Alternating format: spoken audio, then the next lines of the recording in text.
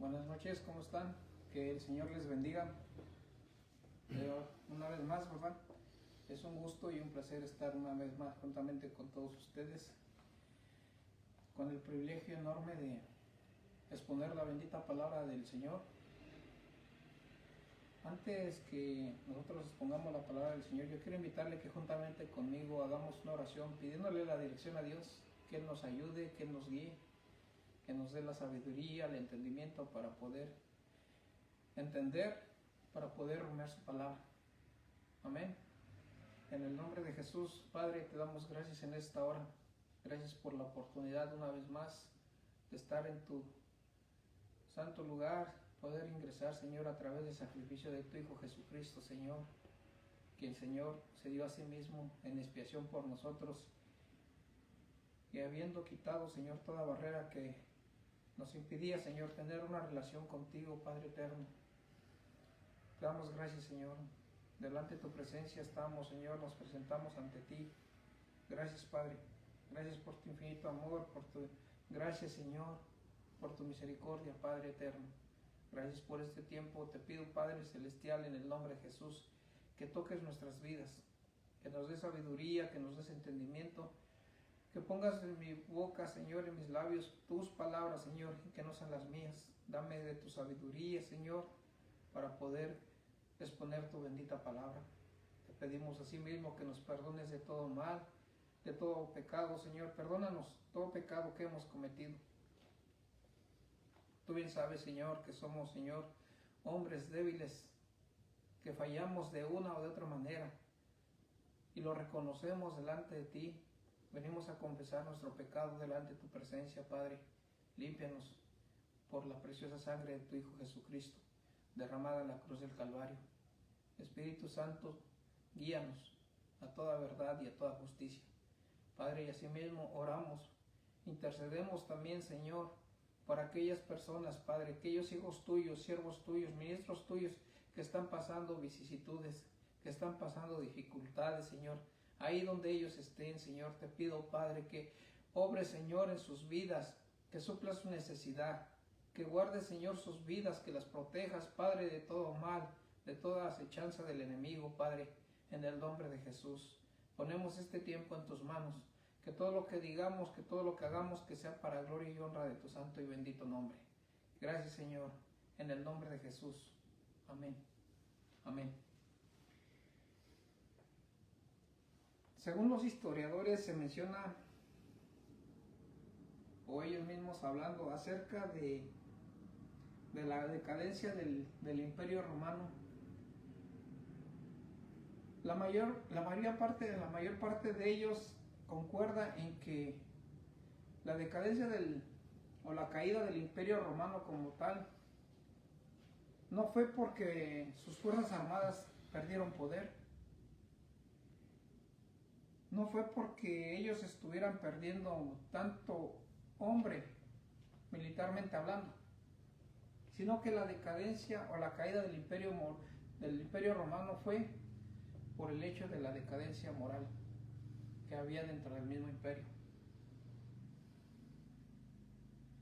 El imperio no pudo sobrevivir más allá del año 500 de nuestra era, o como comúnmente se menciona, 500 años después de Cristo. Yo le invito a que abra su Biblia en el libro de los Salmos, capítulo 11.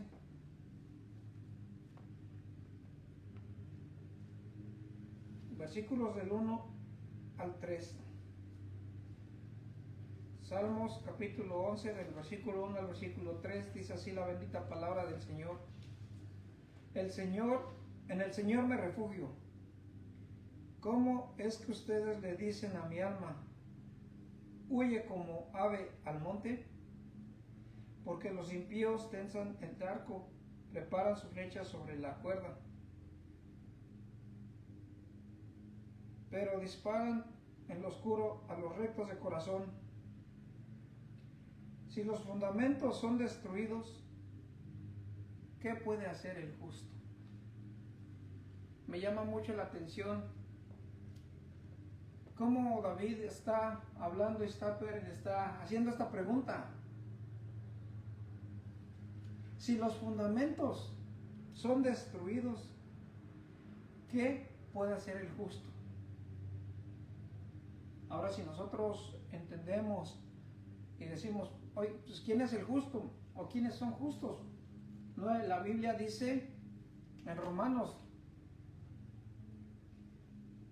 que todos somos pecadores, que no hay justo ni aún uno, por cuanto todos pecaron están destituidos de la gloria de Dios. Entonces cuando el rey David hace la pregunta, dice, si los fundamentos son destruidos, ¿qué puede hacer el justo? Entonces, si no hay justo ni aún uno, entonces, ¿de qué justo lo está hablando? ¿Quiénes son los justos a quienes está hablando? Más adelante el mismo apóstol Pablo, el mismo Romanos, habla en capítulo 5 del versículo 1 en adelante, dice, justificados pues por la fe, tenemos acceso al Padre a través de Jesucristo el Señor. Dice justificados pues por la fe. Entonces los justos estamos hablando que se refiere a usted y a mí. No porque realmente nosotros seamos dignos, o no ser porque nosotros realmente tenemos los méritos por ser justos, sino a través del sacrificio de Jesucristo en la cruz del Calvario, que es quien nos justifica delante del Padre. Si los fundamentos son destruidos, ahora, ¿de qué fundamentos está hablando David? ¿Cuáles son los fundamentos que el rey David está hablando? Comenzamos otra vez. Empieza David hablando, en el Señor me refugio. ¿Cómo es que ustedes le dicen a mi alma, huye como ave al monte? ¿Por qué está diciendo esto? Porque nosotros recordemos, los historiadores, los eruditos, hablan y mencionan que cuando David escribió este salmo, estaba escribiendo este salmo, es cuando se encontraba siendo perseguido. Algunos historiadores mencionan que era perseguido por el rey Saúl, y otros decían que era perseguido por su hijo Absalón. En cualquiera de los dos casos, el rey David estaba siendo perseguido. Y posiblemente en ese periodo de tiempo se encontraba con sus consejeros, con los que él se reunía, sus consejeros. Y él les decía, oye, pues estamos siendo perseguidos, ¿qué hacemos? Entonces sus consejeros le decían, pues, huye como las aves al monte, escóndete, refúgiate ahí en las peñas, en las cavernas, escóndete de ahí. Pero nosotros vemos cómo David comienza hablando, en el Señor me refugio. Posiblemente David en este periodo, en este momento, se sentía fortalecido en el Señor, tenía la fuerza del Señor, la fortaleza de Dios en su vida, que cuando él escuchó a sus consejeros decirle, huye, escápate a los montes, a las cavernas, ahí escóndete. Por eso él dice, ¿cómo ustedes dicen a mi alma, huye como ave al monte? Porque los impíos tensan el arco, preparan su flecha sobre la cuerda para disparar en lo oscuro a los rectos de corazón. Si los fundamentos son destruidos, ¿qué puede hacer el hombre?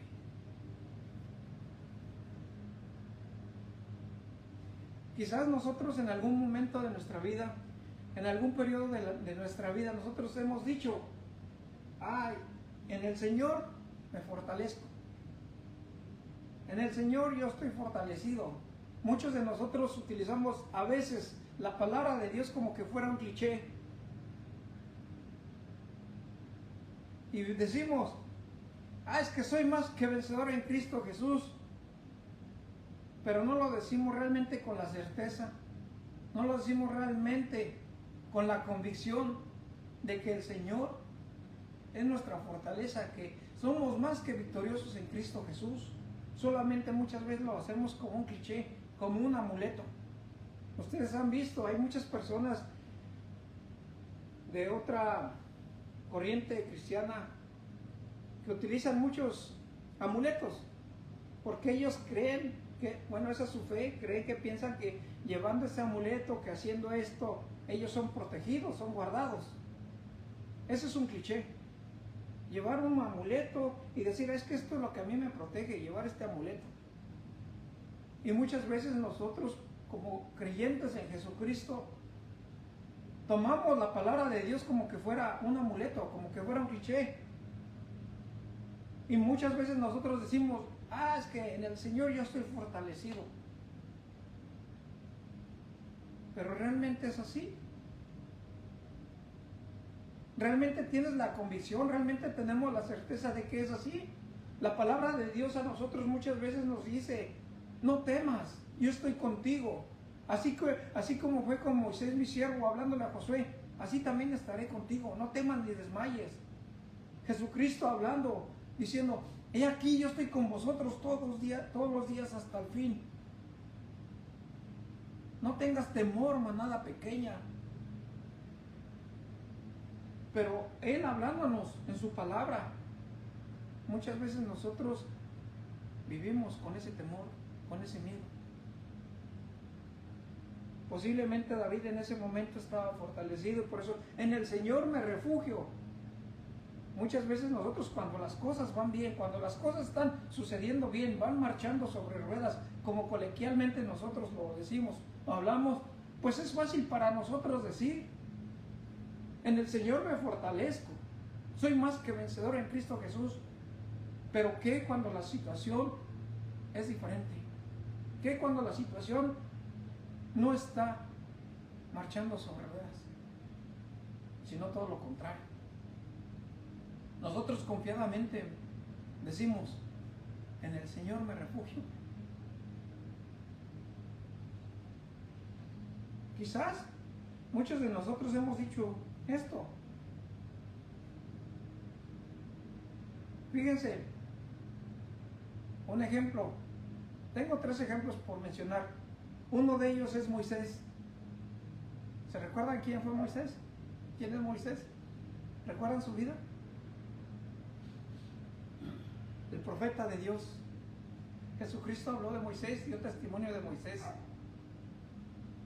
Y Moisés en Números, en el libro de Números, capítulo 11 y versículo 15 dice, Moisés hablando, yo no puedo solo con este pueblo, es una carga demasiado pesada para mí.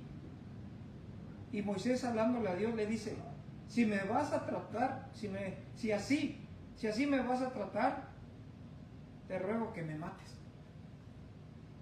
¿Han escuchado esa historia? Cuando Moisés está hablando con Dios mismo, y Moisés le dice, Señor, si me vas a tratar así, mejor te ruego que me mates. Mátame ahora mismo, si he hallado gracia en tus ojos. Así me veré libre de mi desgracia. ¿En qué momento lo dijo Moisés? Cuando las cosas no marchaban bien. Dice, yo no puedo solo, la carga es demasiado, es muy pesada, yo no puedo solo con este pueblo. Un pueblo terco, un pueblo rebelde, duro de servir. Y Moisés le dice a Dios, si me vas a tratar así, te ruego que me quites la vida, mátame. Literalmente se lo dijo Moisés a Dios. Otro de los hombres de Dios que están escritos en la Biblia, el profeta Elías. Después de degollar a todos los profetas de Baal, llegó una mujer llamada Jezabel, lo intimidó y ¿qué hizo? Salió huyendo. Y dice en el primer libro de los Reyes, capítulo 19, versículo 4, hablando de Elías, y anduvo por el desierto un día de camino, y vino, se sentó bajo un arbusto, y pidió morirse, y dijo, basta ya, Señor, toma mi vida, porque yo no soy mejor que mis padres. ¿Qué está pidiendo el profeta Elías otra vez? Señor, mátame, ya me quiero ir, ya no quiero estar aquí. Después de degollar a un tanto 450 profetas de Baal. Una mujer lo intimidó y le metió temor, le metió miedo. Huyó, se escapó. Y después dice, basta ya, Señor, toma mi vida porque yo no soy mejor que mis padres. Y también nosotros podemos ver a Pedro. Pedro, Señor, si eres tú, manda que yo camine sobre el mar. Y el Señor le dijo, ven. Y comenzó Pedro a caminar sobre el mar. Entró temor, miedo, y empezó a hundirse. Entonces nosotros podemos darnos cuenta que muchas veces la realidad de lo que nosotros sentimos, la realidad que nosotros decimos, es diferente realmente a la convicción que nosotros tenemos. Es diferente. Muchos hoy en día, yo me incluyo, yo estoy ahí dentro de esas mismas estadísticas. Yo me incluyo. Yo digo, yo soy cristiano, yo soy creyente, yo creo en Dios. ¿Pero qué? ¿Le creo a Dios? ¿Obedezco a Dios en su palabra? ¿Me someto realmente 100% a su voluntad? ¿O solamente la digo para quedar bien con los demás?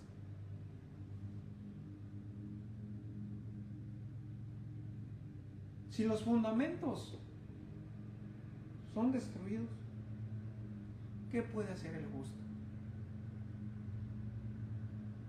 Vamos a hablar acerca de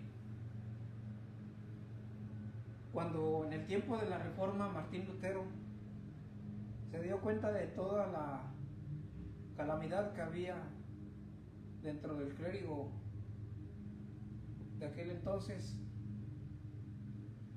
Leyendo la escritura se dio cuenta cuánto error y cuánta herejía había dentro de ella. Y nosotros entendemos y leemos la historia de Lutero y podemos ver que él clavó sus 95 tesis ahí en la catedral de Nuremberg, en Alemania. Nosotros podemos ver toda la historia, leer la historia. Pero fue a través de la Reforma que toda Europa fue impactado por la palabra de Dios. Después de la Reforma, Europa fue impactado por la palabra de Dios, y de Europa la misma palabra de Dios fue como exportada hacia América, precisamente a Norteamérica, en Canadá, y de Norteamérica todo lo que es el continente, bueno, todo lo que es Centro y Suramérica, fue impactado por la palabra. Pero fue un momento cuando comenzó a haber un gran avivamiento. ¿Por qué? Porque todo Europa fue impactado por la palabra de Dios. Pero en ese mismo momento también, después de haber aceptado, de poder haber recibido la palabra de Dios, el mensaje de Dios, llegó el tiempo de los grandes pensadores. La era de la razón se le conoce. Entonces habían dos corrientes, si se puede tomar el término así, dos vientos, el viento del espíritu, pero también el viento de la era de la razón. Y comenzó la batalla que hoy en día, hasta hoy en día también tenemos en nuestros días. Un hombre de Dios, un ministro de Dios, hablando de esto, dice: después de la oscuridad llegó la luz del Evangelio, la luz de Cristo, la luz de su palabra. Pero después de la luz de su palabra, otra vez, oscuridad. Una mujer creyente, en alguna ocasión, una escritora, ella comenzó a escribir un libro, y dentro de su libro hizo esta pregunta: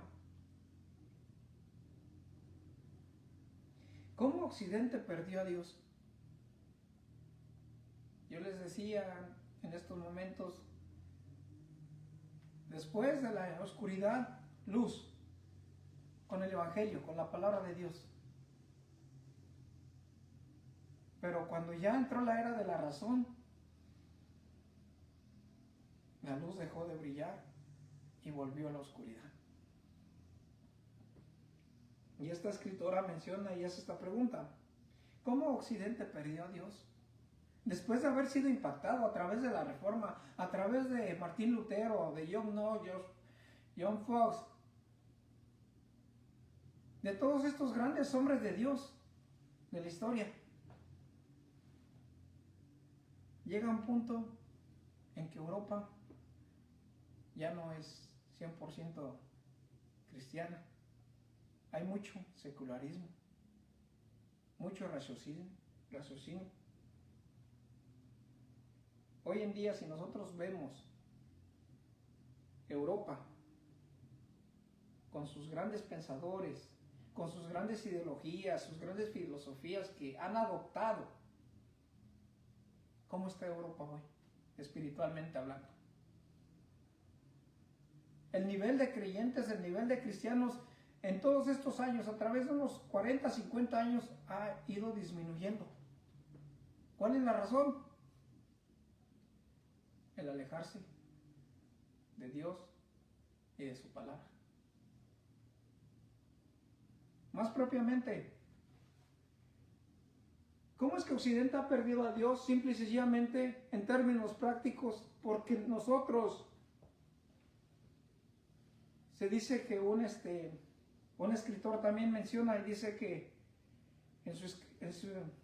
hace una pregunta en su libro y dice: ¿cuál es el problema? ¿Cuál es el problema del mundo?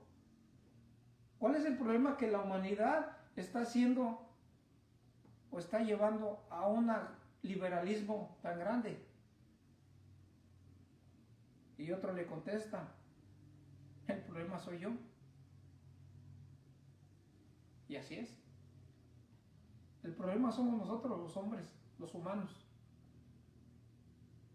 Somos el problema porque muchas veces, o la mayoría de veces, hemos pisoteado la palabra de Dios. Nos hemos alejado de Dios. Si los fundamentos son destruidos, ¿qué puede ser justo? ¿Cuáles son los fundamentos que está hablando Dios? ¿Cuáles son los fundamentos de que está hablando a Dios cuando Dios habló y dice en su palabra en Génesis: Dios creó a Adán y a Eva? Hombre y mujer lo hizo, pero nosotros como seres humanos, como muy intelectuales que ahora somos, porque estamos en la tecnología, la ciencia avanzada, porque estamos en la era de la razón, porque estamos en el modernismo, en el posmodernismo, que la tecnología ahora muchas veces hasta nosotros, nuestra mente nos rebasa. Nuestra capacidad de razonar muchas veces a nosotros nos rebasa.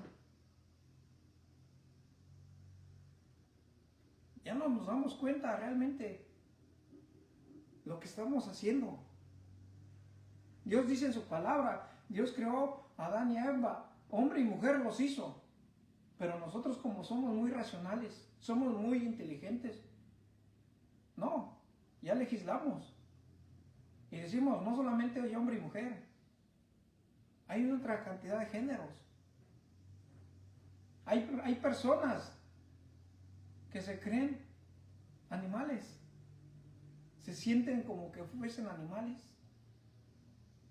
Hay personas en Alemania, en un juzgado, fíjense, en Alemania en un juzgado, un matrimonio. La razón o el fundamento es la familia. Otro de los fundamentos que Dios hizo, la familia. Pero van a un juzgado, los dos, una familia, hombre y mujer, van y tienen a su hijo. Y van al juez para que el juez les legisle ¿qué? Es que ninguno de los dos quiere tener al bebé. Quieren divorciarse, pero ninguno de los dos quiere hacerse cargo del hijo. Y van al juez para que el juez legisle quién de los dos es el que se tiene que quedar con el hijo. En Alemania. Otro ejemplo en Alemania. Otra pareja, pero no tienen hijo, sino que tienen un animal. Y van al juez para que el juez legisle quién de los dos se va a quedar con el animal. ¿Hasta dónde estamos nosotros como sociedad? ¿Hasta dónde vamos? Vean, hombre y mujer tienen a su hijo y no quieren tener al hijo, no quieren criar al hijo, sino que van hasta los jueces para que ellos decidan con quién se va a quedar el hijo. Y en otro caso, pelean por tener al animal.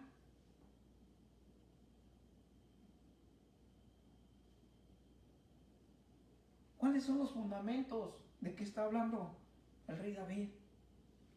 Si los fundamentos son destruidos, ¿qué puede hacer el justo?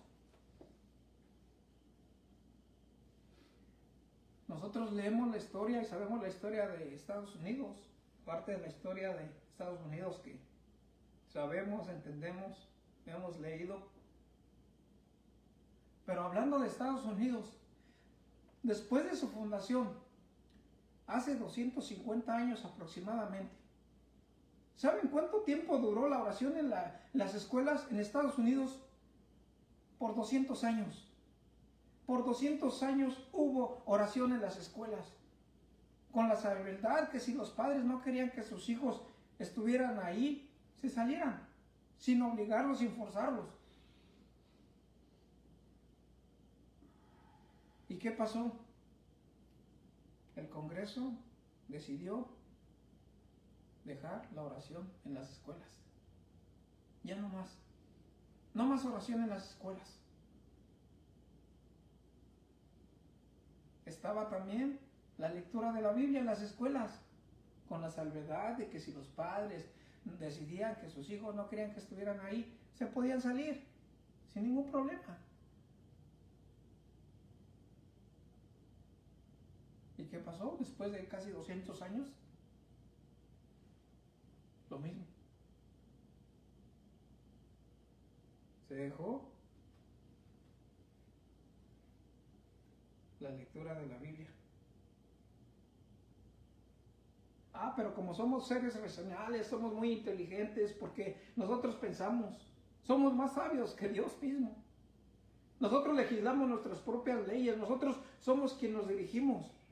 ¿Quiénes somos nosotros los que nos regimos a nosotros mismos? Lo que nosotros decidimos qué hacer y qué no hacer, somos nosotros. Dios ya no lo necesitamos. En 1972 en Estados Unidos se aprobó la ley del aborto. En el año 2015, 2014, 2015, no recuerdo, en Estados Unidos se aprobó el matrimonio entre dos personas del mismo sexo. ¿Cómo Occidente ha perdido a Dios?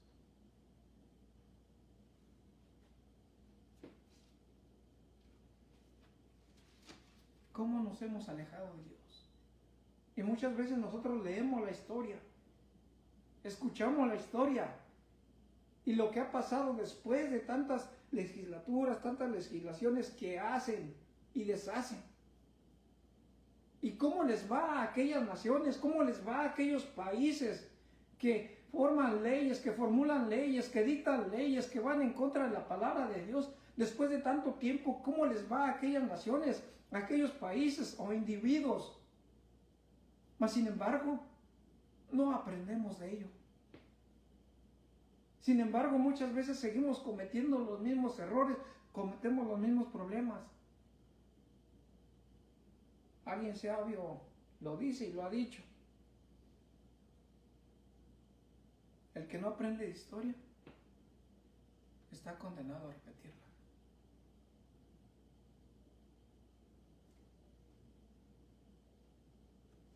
Le invito a abrir su Biblia en el Salmo 78.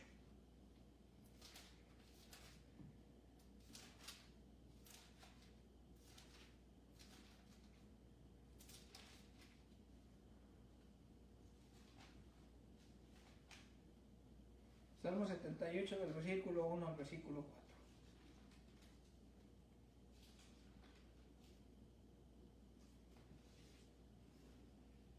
¿Cómo menciona? Escucha, pueblo mío, mi enseñanza. Inclinen ustedes su oído a las palabras de mi boca. En parábolas abriré mi boca. Hablaré enigmas de la antigüedad que hemos oído y conocido y que nuestros padres nos han contado. No lo ocultaremos a sus hijos, sino que contaremos a la generación venidera sus alabanzas del Señor, su poder y las maravillas que hizo. Aquí, ¿verdad? Está hablando el Señor, dice, escucha, pueblo mío, le está hablando a Israel, pero en este caso lo podemos hacer propio a nosotros, lo podemos hacer a la iglesia. Dios hablándole a la congregación, hablándole a su iglesia, hablándonos a nosotros mismos personalmente. Escucha, pueblo mío, mi enseñanza. Inclinen ustedes su oído a las palabras de mi boca. En parábolas abriré mi boca, hablaré enigmas de la antigüedad que hemos oído y conocido y que nuestros padres nos han contado. ¿Cómo nosotros vamos a luchar en contra de la revolución moral y su influencia en la iglesia? ¿De qué manera? Hablándoles a nuestros hijos. Hoy en día nosotros muchas veces pasamos desapercibido estas cosas. Mira, yo tengo a mis hijos y para que mis hijos no me molesten, para que mis hijos no me quiten el tiempo, para que mis hijos no me estén aquí fastidiando, ¿saben qué hacemos? Les ponemos su tablet, su iPod, su teléfono y los dejamos ahí. Y estamos dejando que nuestros hijos sean enseñados por estas cosas, por la tablet, por los dibujos animados, y no le dedicamos tiempo nosotros a nuestros hijos. ¿Y qué está sucediendo? ¿Saben una cosa? Los gurús de Silicon Valley. Quien conoce Silicon Valley sabe de qué estoy hablando. Los gurús de Silicon Valley, ¿saben qué ellos dicen? Nosotros no queremos a nuestros hijos en lugares, en colegios donde haya tanta tecnología. No queremos a nuestros hijos donde tengan las tablets, donde tengan computadoras, donde tengan sus iPhone, todo. Nosotros queremos a nuestros hijos que los enseñen en colegios donde hay puro libro, que tienen que leer libros, agarrar libros y leer libros. ¿Por qué? Porque ellos saben el peligro que hay en eso.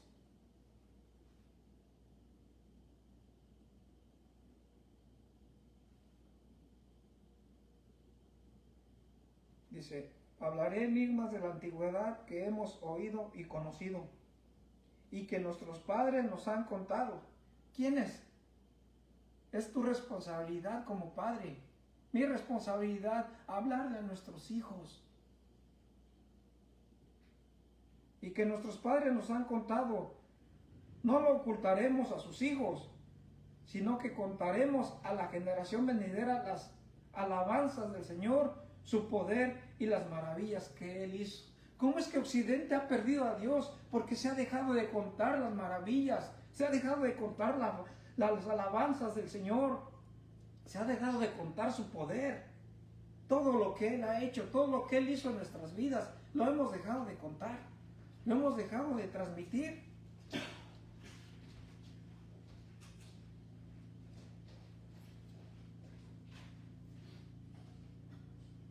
Es nuestra responsabilidad transmitir la palabra de Dios a nuestros hijos.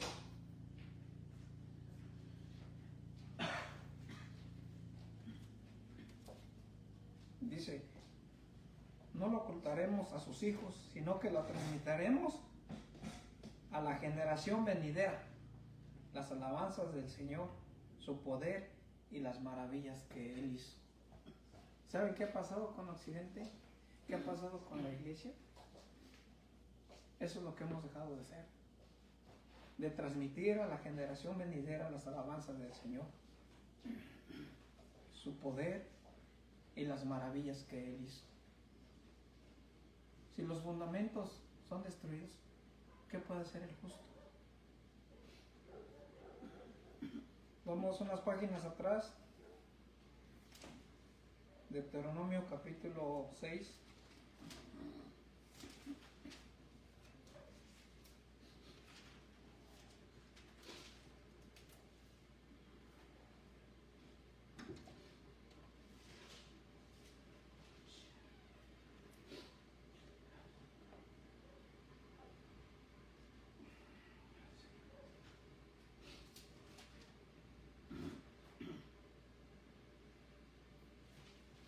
versículo, vamos a darle lectura del versículo 6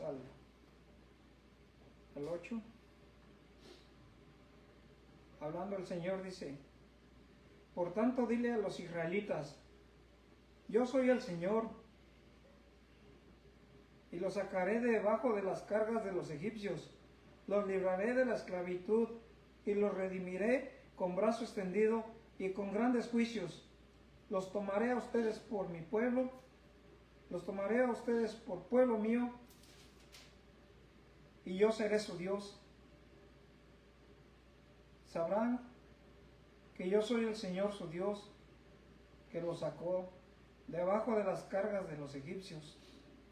Los traeré a la tierra que le juré a Abraham, a Isaac y a Jacob, y se la daré a ustedes por heredad. Yo, el Señor. Vemos cómo el Señor está hablando. Dice: yo soy el Señor, y los sacaré de debajo de las cargas de los egipcios. Y muchas veces, hermano, cuando Él habla y menciona que nosotros debemos de hablar del poder de Dios, nosotros hemos dejado de hablar del poder de Dios, de hablar de sus alabanzas. Y ahora, en lugar de hablarles a nuestros hijos, a nuestras siguientes generaciones del poder de Dios, de sus alabanzas, de su palabra, ¿saben quién es el que les habla? La tecnología, la televisión, el entretenimiento. Yo no digo que esté mal, yo no estoy condenando, no estoy juzgando a quien hace esas cosas. Yo solamente le estoy diciendo que nosotros no hemos sido responsables de transmitirle la palabra de Dios a nuestros hijos. La responsabilidad que a nosotros nos corresponde la hemos tomado y se la hemos trasladado a la tecnología, al entretenimiento, a otras cosas. Ya no queremos pasar tiempo con nuestros hijos. Ya no queremos estar con nuestros hijos, disfrutar de nuestros hijos. Para que no me moleste le voy a dar su teléfono. Para que no me moleste le voy a poner su entretenimiento. Y ahí es donde nosotros comenzamos a ver la decadencia moral que hay en nuestros días.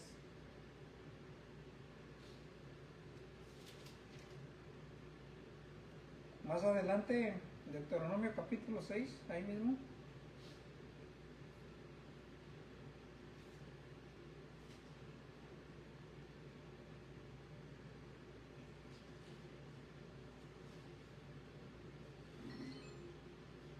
Perdón, yo estoy en Éxodo. ¿Es Deuteronomio? Estoy en Deuteronomio. Deuteronomio 6.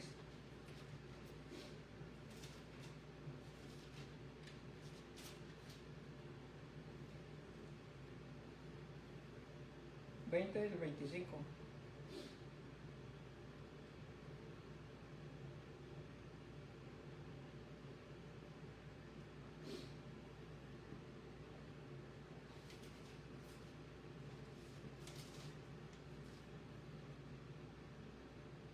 Cuando en el futuro tu hijo te pregunte qué significan los testimonios y los estatutos y los decretos que el Señor nuestro Dios les ha mandado, entonces dirás tú a tu hijo: nosotros éramos esclavos de Faraón en Egipto, y el Señor nos sacó de Egipto con mano fuerte.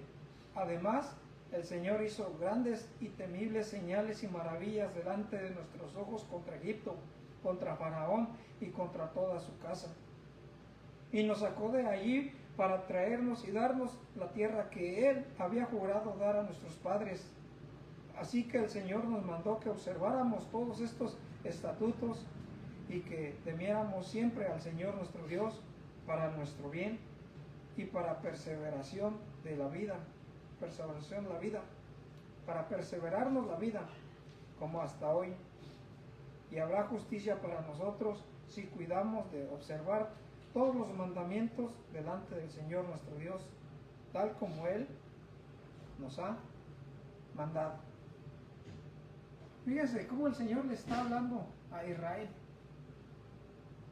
Dice: cuando en el futuro tu hijo te pregunte ¿Qué significan los testimonios y los estatutos y los decretos que el Señor nuestro Dios nos ha mandado?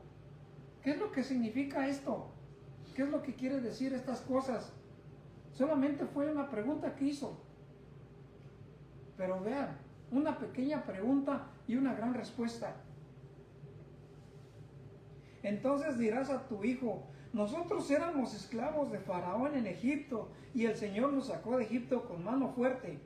Además, el Señor hizo grandes y temibles señales y maravillas delante de de nuestros ojos, contra Egipto, contra Faraón y contra toda su casa. Y nos sacó de ahí para traernos y darnos la tierra que Él había jurado dar a nuestros padres.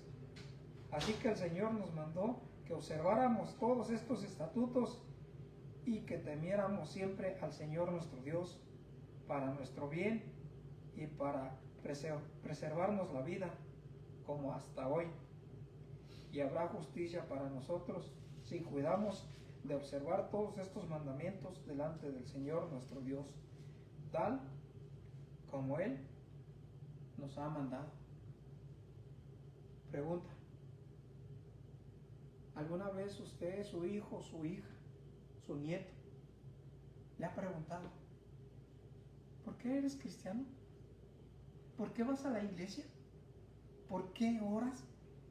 ¿Por qué lees la Biblia? ¿Alguna vez le han preguntado estas cosas? Y si es así, ¿qué respuesta le ha dado? Pues soy cristiano porque soy cristiano. Yo oro porque pues dice la Biblia que tengo que orar. Yo leo la Biblia porque pues la Biblia me manda a leer la Biblia. No.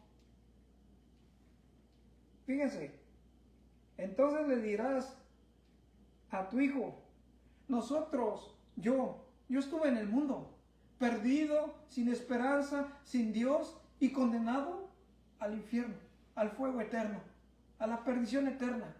Mas sin embargo Jesús algún día, en su misericordia, en su amor, en su gracia, me alcanzó, me trajo a su redil, me perdonó, me limpió de todos mis pecados y me ha hecho sentar, me ha hecho coheredero con Cristo Jesús.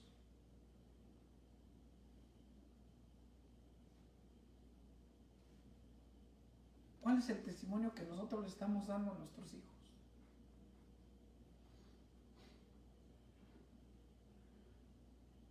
¿Qué es lo que nosotros, como se mencionaba hace unos años atrás, el legado que le estamos dando a nuestros hijos, a nuestros nietos?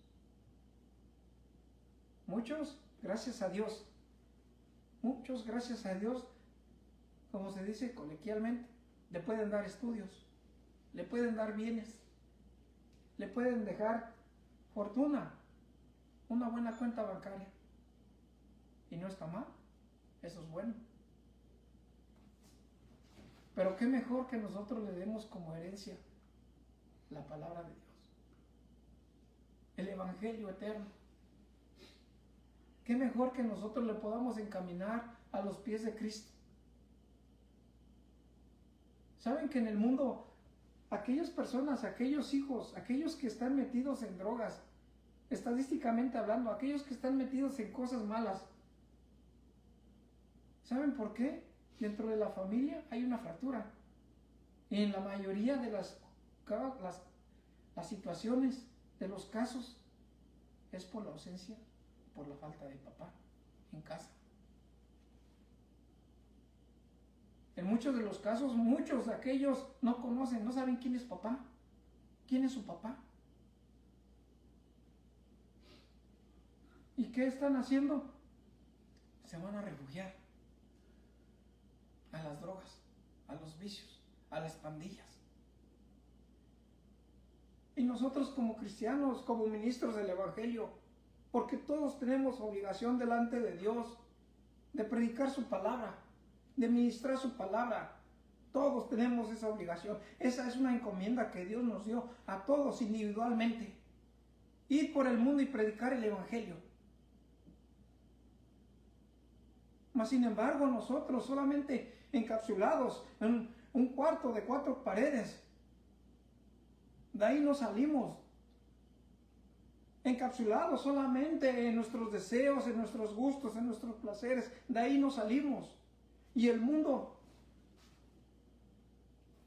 legislando leyes en contra de la palabra de Dios. El mundo yéndose a la perdición. ¿Qué estoy haciendo yo? ¿Qué estás haciendo tú?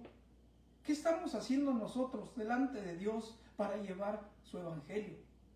Para entregar su evangelio con nuestros esposos, nuestras esposas, con nuestros hijos, nuestros nietos. ¿A dónde estamos llevando? ¿O qué dirección le estamos dando de vida a nuestra próxima generación?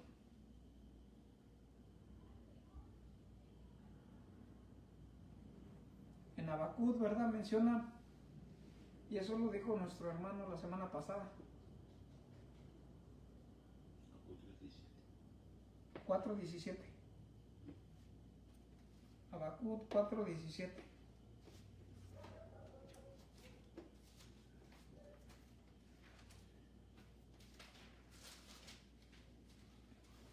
Aunque la higuera no eche brotes, ni haya fruto en las viñas, y aunque falte el producto del olivo, y los campos no produzcan alimento, aunque falten las ovejas del redil, y no haya vacas en los establos, con todo yo me alegraré en el Señor, me regocijaré en el Dios de mi salvación.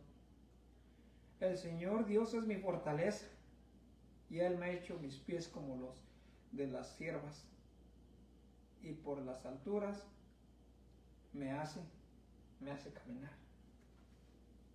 Fíjense, Habacuc está hablando, y en el contexto que está hablando, el Señor le está mostrando todo lo que va a pasar con su pueblo. Y Habacuc le dice, Señor, ¿por qué tú me muestras esto? ¿Por qué tú me estás mostrando tanta maldad que hay en el mundo? En las legislaturas, legislando leyes en contra de tu palabra, todo va encauzado a la maldad, todo va encauzado al mal, al dolor, al sufrimiento del pueblo. Señor, ¿por qué todo esto tú estás permitiendo que yo vea todas estas cosas? Pero abre sus ojos y dice, aunque la higuera no eche brotes, ni haya fruto en las viñas, aunque falte el producto del olivo y los campos no produzcan alimento,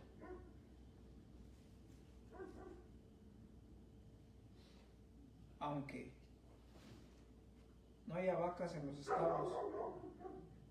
En otras palabras, nosotros podemos decir,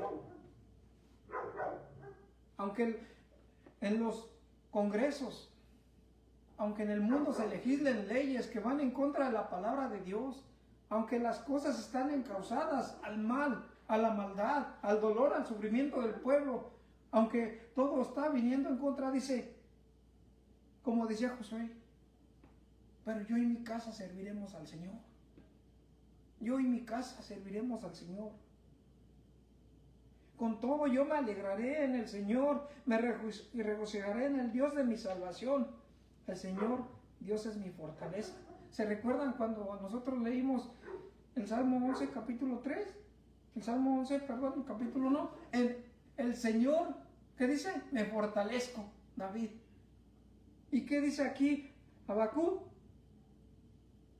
Con todo yo me alegraré en el Señor, me regocijaré en el Dios de mi salvación. El Señor es mi fortaleza. Él ha hecho mis pies como los de las ciervas, y por las alturas me hace caminar. Nosotros como iglesia,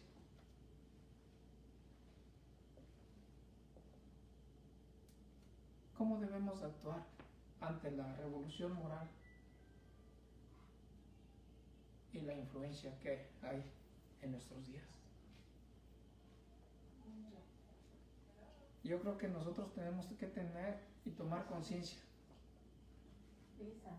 de nuestro rol, de nuestro papel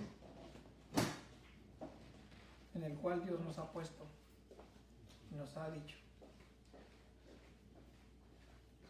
como una atalaya. Ve el peligro y avisa. Si tú estás viendo peligro a tus hijos, si ves que tus hijos están yendo hacia el peligro, avísale: hijo, por aquí no, hija, por aquí no, este no es el camino, este no es el camino correcto. El camino correcto es Jesucristo. Jesucristo dijo: yo soy el camino, yo soy la verdad y la vida.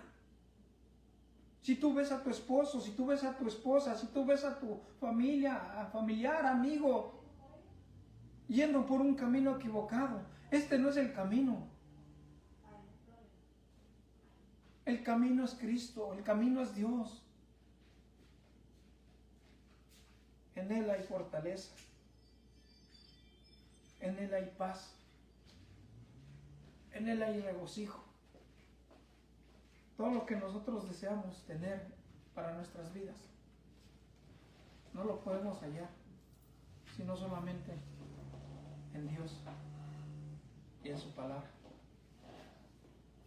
Yo te invito, hermano, en el nombre de Jesús, que ahí donde estés,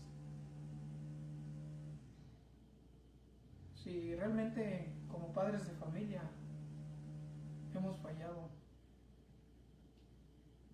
en dirigir a nuestros hijos, que nos arrepentamos, le pidamos perdón a Dios y que Él nos dé la sabiduría para dirigir a nuestros hijos, y no solamente a ellos, nuestras vidas también, que realmente las necesitamos.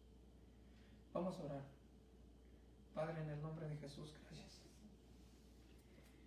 Gracias, Señor, porque siempre estamos conscientes, Señor, de que tú nos hablas a tiempo y fuera de tiempo, de que tú nos exhortas, Señor, de que tú, Señor, nos redarguyes, de que tú nos animas, tú nos consuelas, Padre. Gracias, Dios. Te pedimos, Señor, que si no hemos sabido ser buenos padres, que nos perdones. Perdónanos, Señor, por alejarnos de tu palabra, por dejarnos llevar, Señor, por nuestra capacidad, nuestro raciocinio, Señor, y no por tu voluntad. Te pedimos que nos perdones y que nos ayudes. Ayúdanos, Señor, a dirigir nuestras vidas. Ayúdanos a dirigir la vida, Señor, de nuestros cónyuges, de nuestros hijos, de nuestras hijas, Padre, de nuestras generaciones, Padre. Para que cuando nosotros, Señor, en algún momento de la vida, nuestras generaciones a nosotros nos pregunten: ¿y por qué haces esto? Nosotros también, Señor, con confianza podamos responderle: nosotros éramos esclavos en Egipto, vivíamos en Egipto oprimidos, mas de ahí tú nos has salvado, de ahí tú nos has sacado, Señor, de ahí tú nos has dado la tierra que tú nos has prometido, Padre, vida y vida en abundancia, Señor. Padre, en el nombre de Jesús te pedimos, danos la convicción, Señor, la convicción, Padre, que todo lo que hablamos, que todo lo que leemos en tu palabra, Señor, que eso sea realidad en nuestras vidas, que no seamos solamente oidores olvidadizos, sino que seamos hacedores de tu palabra, que vivamos tu palabra. Ayúdanos, aviva el fuego que hay dentro de nosotros, que tú has impuesto, Señor, a través de tu Espíritu Santo sobre nuestras vidas, Dios. En el nombre de Jesús, oramos, Señor, también por tanta necesidad que hay dentro de tu pueblo, por tus hijos, Señor, que están pasando dificultad, aquellos que están enfermos. Padre, te ruego por la hermana, Señor, de Víctor y de Carlos Ruano, Señor. Ahí donde ella está, Señor, en ese hospital, tú conoces su condición. Te ruego, Señor, ten misericordia de ella. Señor, si es tu voluntad, Padre mío, restáurala, sánala, Señor. Padre, en el nombre de Jesús, ayúdala. Dale fuerza, Señor, ahí en ese lecho donde ella está. Pongo su vida en tus manos. Que todo, Señor, se haga conforme a tu voluntad y conforme a tu propósito, Padre, en su vida. Oramos por Otto René, Señor, donde él está, Señor. Ayúdalo. Sánalo. Restáuralo, Señor. Por su papá, por su mamá, Señor, tus siervos Otto y Leti Juárez, Señor. Dales fuerza, Señor. Fortalece su vida, Padre.